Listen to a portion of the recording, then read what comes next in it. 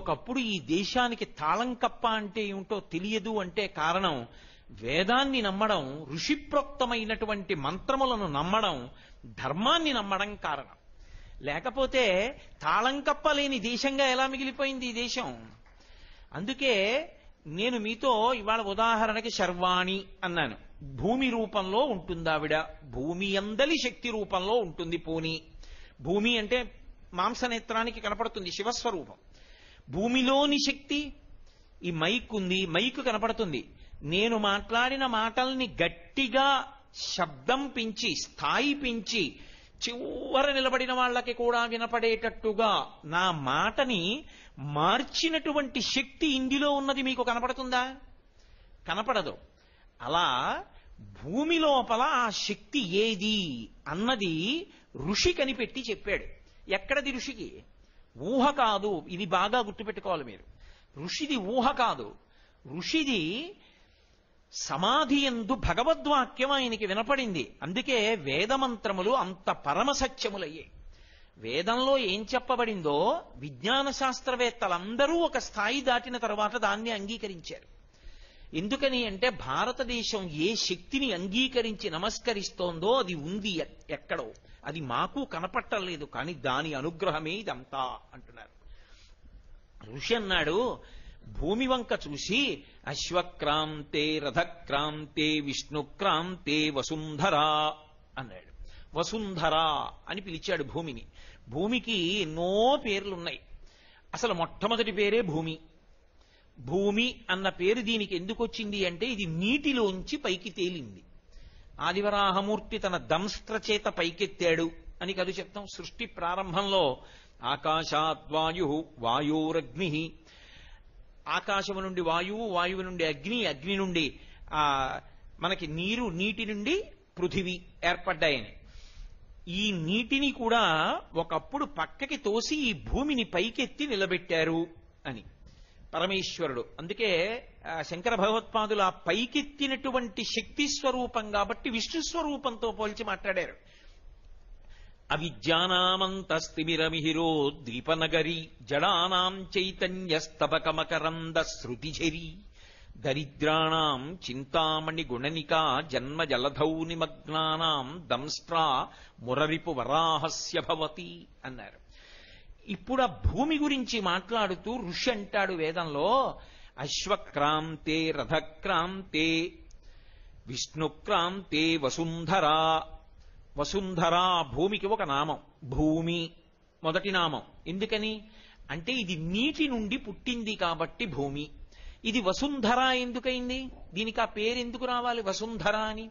అంటే భూమికి వసుమతి అనొక పేరు, వసుంధర అనొక పేరు. వసుమతి అన్న మాటకి ఏమిటంటే అర్థం, అసలు ప్రపంచంలో ఐశ్వర్యము అని నువ్వు ఏది పిలుస్తున్నావో అది ఎక్కడ నుండి రావాలి? దీని నుండే రావాలి. ఇది దీని నుండి కాకుండా వేరొక భూతము నుండి రాదు. ఐశ్వర్యము అంటే నీకు భోగం అనుభవించడానికి, సుఖం అనుభవించడానికి కారణములు ఏ ఉన్నాయో అది ఉన్న కారణం చేత నేను సంతోషంగా ఉన్నానండి, సుఖపడుతున్నానండి అని ఏవంటావో అవి ఏవైనా దీంట్లోంచే రావాలి. ఇది కాకుండా ఇంకొకటి లేదు అలా రావడానికి.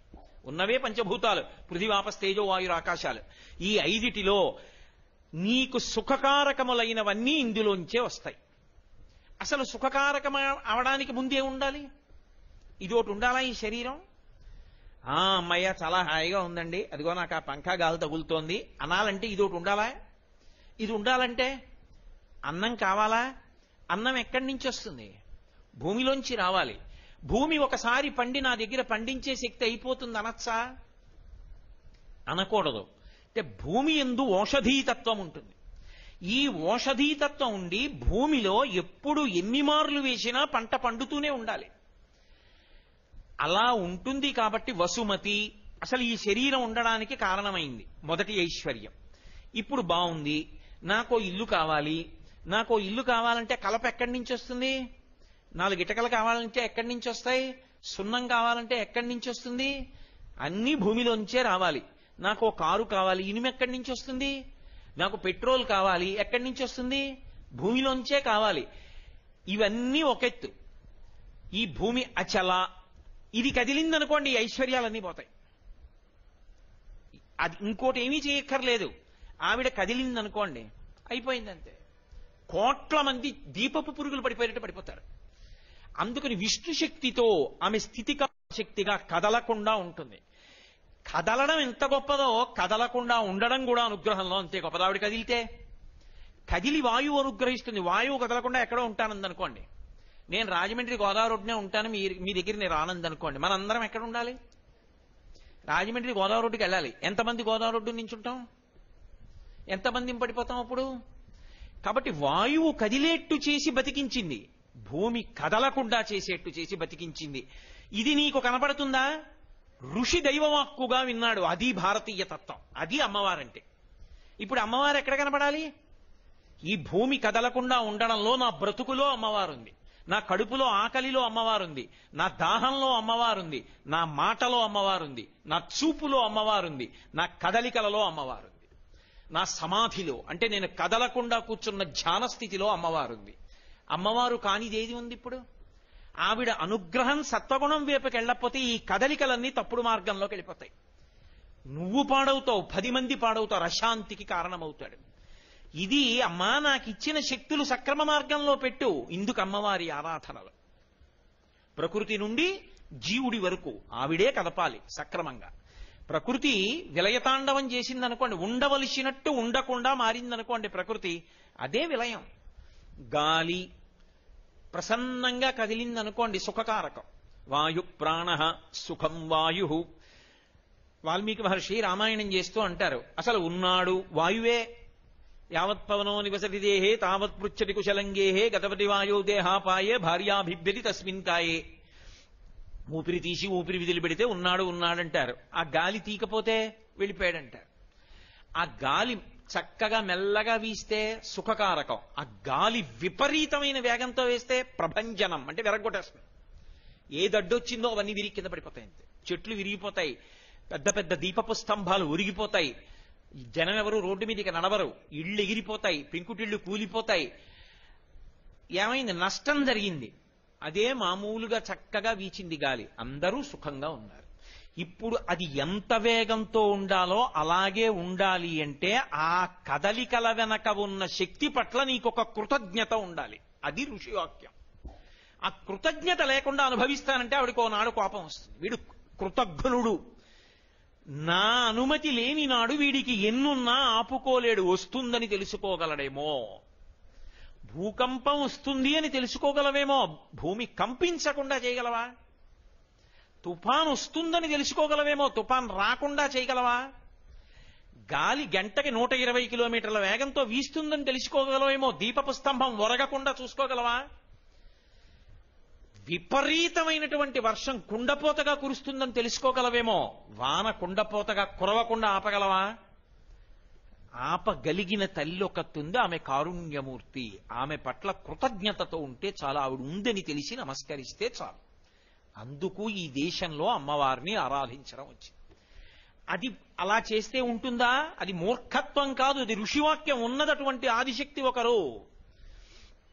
కాబట్టి ఇప్పుడు సమస్త భోగములు ఇందులో ఉన్నాయి. బతుకు నుండి ఐశ్వర్యము నిలబడ్డం వరకు ఈమె యందే ఉన్నాయి. శర్వాణి భూమిలో ఉన్నాయి.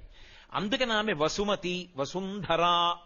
సమస్త ఐశ్వర్యము ఆమె యందున్నది, ఐశ్వర్యమును ఆమె ధరించి ఉన్నది. కాబట్టి ఆవిడ అనుగ్రహిస్తే తీసిస్తుంది, ఆవిడ అనుగ్రహించకపోతే ఇవ్వదు. కలిగి ఉండడం వేరు, కలిగి ఉన్నది తనదిగా ఉండడం వేరు. నా దగ్గర